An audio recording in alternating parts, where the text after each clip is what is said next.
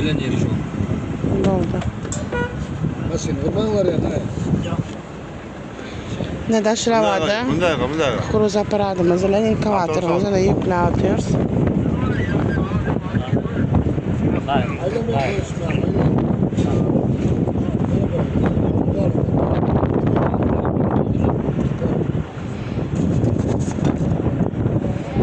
Yan var mı? Yan var mı? Şu an içinin bölükleri yine açıldı. Adet mesai çıkımı.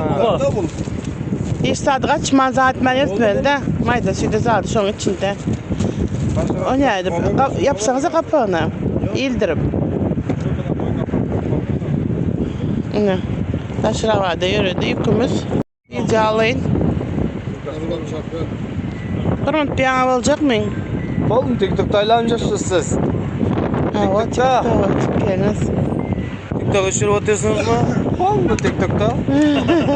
TikTok'ta. Bir an var mı? Kaç falan ayman şimdi numara dışarısında. Oldu.